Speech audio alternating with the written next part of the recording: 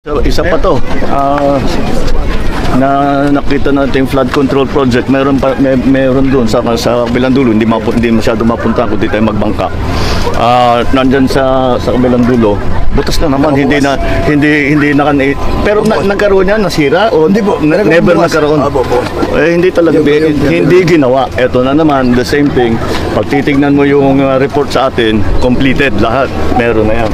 Tapos, ito na naman yung quality. Madaling makita. Hawakan mo yung semento dito. Unang-una yung semento, ganyan lang kakapal. Dapat, 18 centimeters. 18 cm, mga 18 inches. Parang kalsada.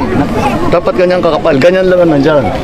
Pag subukan nyo mamaya, hawakan na nyo. Sa kamay, kayang durugin. Malabnaw yung semento na ginamit. Nagtipid sa semento, nagtipid sa... Tapos, meron dapat desiltation. Dapat doon na naman sa kontrata, may desiltation, dredging, completed. Tignan naman ninyo, paano magiging completed yan? Tignan ninyo. May isla sa gitna. Tinutubuan na ng damo na napaka...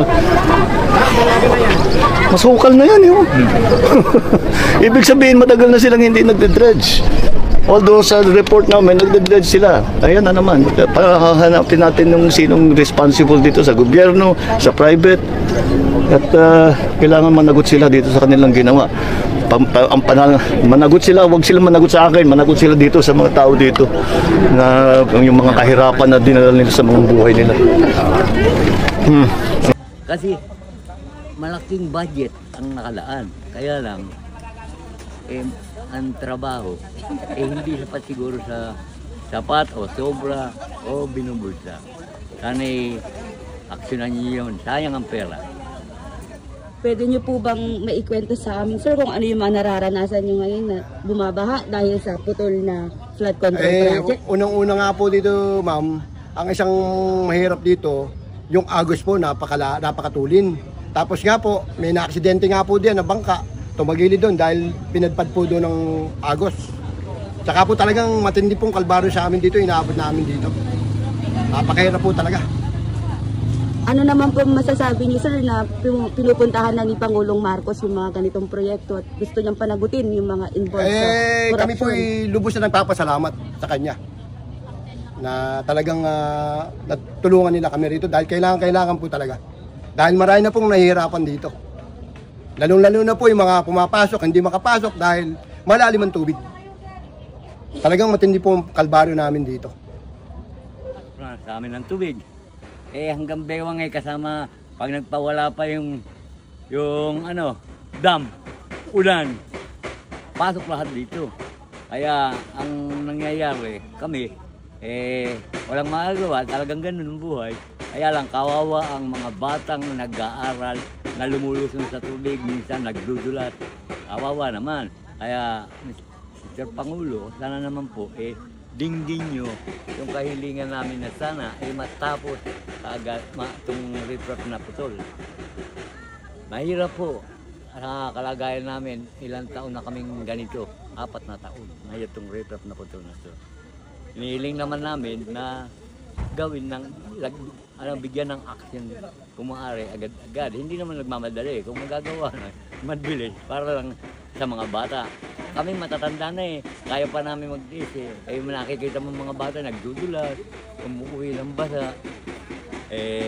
Sana magawa ng action pa agad ito, yung riprap na to. Yun lang ang masasabi ko sa inyo. At sana madaliin. Ang nagsisilbing catch basin na mas lalong lumalala tuwing high tide. Maalala po natin sa ginawang press conference ng Pangulo kamakailan, ang lalawigan ng Bulacan ang natukoy na may pinakamalaking flood control projects na natanggap na aabot sa bilang na 668 na may kabuuang pondong nagkakahalagang 6.5 bilyong piso. Ayon sa datos na nilabas ng sumbong sa Pangulo.ph, nakatanggap ang bayan ng kalumpit ng 38 flood control projects na nagkakahalagang 2.9 bilyong piso sa loob ng taong 2022 hanggang 2024. Ngunit sa kabila ng mga ito yung flood control projects, patuloy na nakakaranas ang bayan ng Kalumpit ng lampas-ulong pagbaha. Sa katunayan, ilang araw bago ang State of the Nation address ng Pangulo, nagdeklara ang bayan ng Kalumpit ng state of calamity dulot ng matinding pagbaha, hatid ng walang tigil na ulan, dala ng habagat. Kaya naman isang malaking katanungan, bakit tila hindi ramdam ng mga taga-Kalumpit ang mga ginagawang flood control projects ng pamahalaan? At para bigyan tayo ng ideya sa kalagayan ng mga residente, makakwentuhan natin si Teodorico Salonga, ang hepe ng tanod dito sa barangay ng Bulusan. Morning, sir. Sir, kwentuhan niyo po kami, kumusta po ba yung sitwasyon ng ating mga residente tuwing bumabaha? Bakit po ba parang patuloy na lang? I mean, wala pong pakundangan yung pagbaha po dito sa inyong lugar? Yung ano po kasi, yung flood control na sinasabi, hindi pa po siya tagpos talaga at may nagagawa po, kaya lang hindi ho siya pare-parehas ng taas, kaya pinapasok po ng tubig ang buong Bulusan. Kaya po ang mga bata po dito hirap na hirap sa pagpasok, sa umaga, sa hapon at pag-uwi nila. Kaya hirap na hirap po talagang umuwi. Sir, ngayon sir, kasi ang sisilipin dito ng ating Pangulo ay yung ginawang rehabilitation ng river protection structure along Barangay Bulusan. So sir, ano po pa yung strukturang to at bakit para tila hindi siya nakakatulong para maibsan nga yung pagbaha dito? Yung ano po kasi, yung diking ginagawa po ngayon dito is putol-putol pa po siya, hindi pa po siya tagpos talaga. Ang nangyayari po, yung kalahati po ng Bulusan, halos wala pa hong harang. Kaya pumapasok pa rin po yung high tide. Pero kung pare-parehas po ng taas talaga na medyo mataas, kahit high tide po, hindi napapasok tsaka yung baha. Medyo kahit paano makakaano yung mga tao dito. Namamasahe po ang tao dito halos doble. Sumasakay pa ng bangka, sumasakay pa ng tricycle sa highway. Kaya nangyayari halos doble, pati mga estudyante nahirapan. Kaya po nananawagan po kami na sana lahat po ng dike is magkapare-parehas ng taas para maibsan po yung pagpasok ng high tide. Kaya napakahirap po talaga. Ang mga tao po dito talagang halos nadodoble yung mga gastusin nila. Kaya hindi na siya, yung mga tao, papunta lang ng palengke, halos 50 sa bangka, tapos 50 sa tricycle, 100 pesos na po yun. Tapos pagbalik pa po niya, another 100 pesos po ulit. Kaya kumbaga sa ano, doon pa lang 200. De, yung pambilin nilang pagkain, dapat madadagdag na yun. Kaya nga po, ang nananawagan kami na sana mapagpare-parehas po ang riprapping at matapos na po sana para mawala na po kami ng problema dito sa Bulusan. Maraming po salamat. Okay, thank you po sir. Ayon sa inilabas na datos ng sumbong sa Pangulo.ph, ang rehabilitasyon ng river protection structure along Barangay Bulusan ay may kabuuang pondo nagkakahalagang mahigit 96.4 milyong piso na ginawa ng St. Timothy Construction Corporation. Sinimulan ang proyekto noong February 2022 na natapos ng sumunod na taon. Matatandaan sa naging ulat ng Pangulo sa isang press conference, ang St. Timothy Construction Corporation ay natukoy bilang top 3 contractor na nakakuha ng majority flood control projects sa iba't ibang parte ng bansa. Kung saan base sa binuong website na sumbong sa Pangulo.ph, umabot sa 100 flood control projects ang nakuha nito mula July 2022 na natapos ng May 2025, kung saan nakalikom ito ng pondong aabot sa 9.69 bilyong piso. Isa lamang ang St. Timothy Construction Corporation sa 15 contractors na may pinakamaraming nakuhang flood control projects na aabot sa bilang na 9,855 mula noong July 2022 hanggang May 2025. Suma total aabot sa 100 bilyong piso, katumbas ng 20% ang nakuhang pondo sa nilaan na 545 bilyong pisong flood control projects ng pamahalaan. Mamaya nga po, matapos ang kanyang pagbisita rito sa Barangay Bulusan, sunod namang sisilipin ng Pangulo ang flood mitigation structures along Barangay Frances sa bayan pa rin ng Kalumpit. Ang struktura naman doon ay nagkakahalaga ng mahigit 77.1 milyong piso na nakuha ng Wawaw Builders na siya namang natukoy bilang top 12 sa may pinakamaraming nakuhang flood control projects na aabot sa bilang na 58 mula 2022 na natapos ng 2025. Batay sa datos ng sumbong ng Pangulo.ph, ang Wawaw Builders ang siya ring nagtayo ng 2 pang flood mitigation structure sa 2 pang barangay, Santa Lucia at Bulusan sa bayan pa rin ng Kalumpit.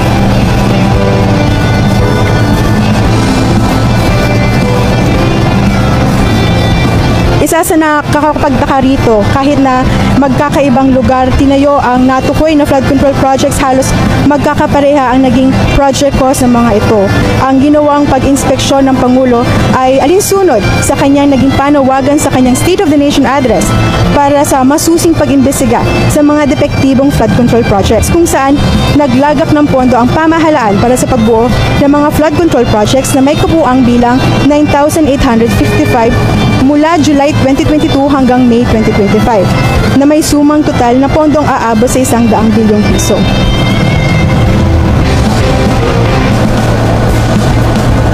Maaalala rin sa ginawang press conference ng Pangulo kamakailan ang lalawigan ng Bulacan. Ang natukoy na may pinakamaraming flood control projects na natanggap na aabot sa bilang na 668 na may kabuuang pondong nagkakahalagang 6.5 bilyong piso.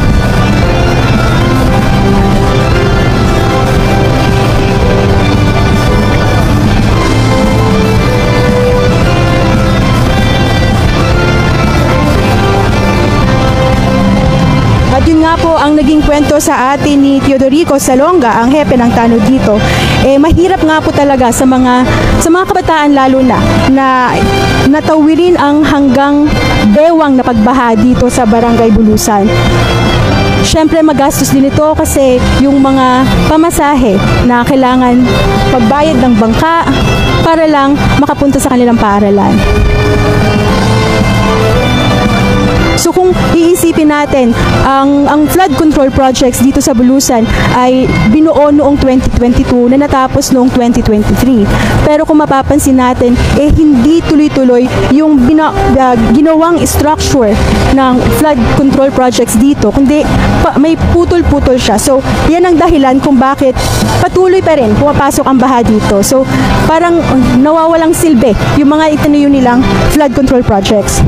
At kung iisipin natin, yung flood control projects na yun ay malaki yung gastos ng ating pamahalaan.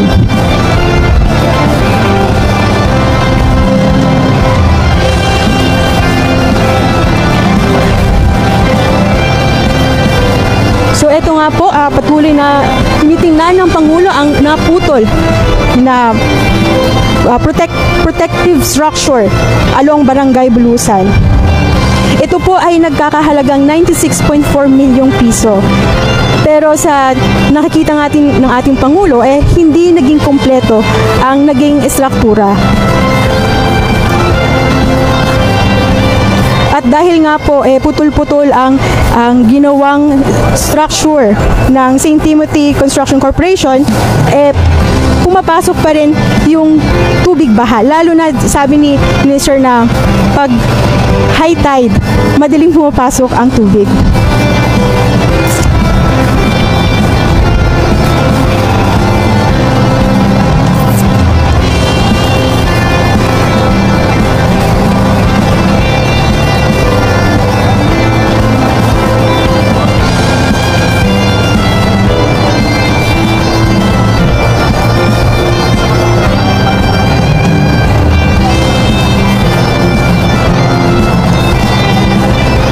Maalala po natin dun sa ginawang press conference ng Pangulo, meron ding mga proyekto doon ang halos magkakaparehas ang funding cost.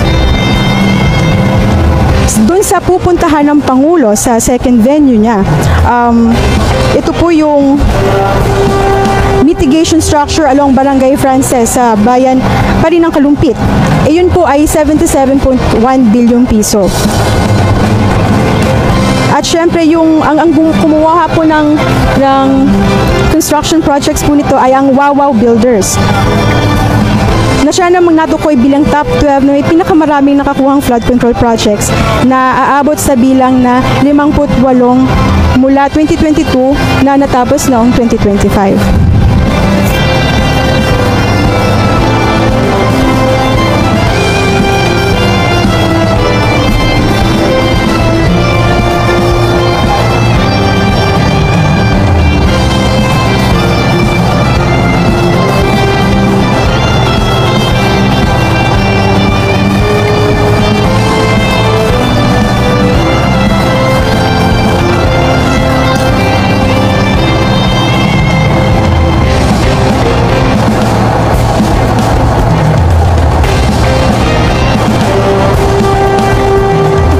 para sa mga kababayan natin na biktima ng matitinding pagbaha, ito na po ang tamang panahon para makilahok po tayo sa ginagawang investigasyon ng pamahalaan, lalo na sa mga questionable flood control project.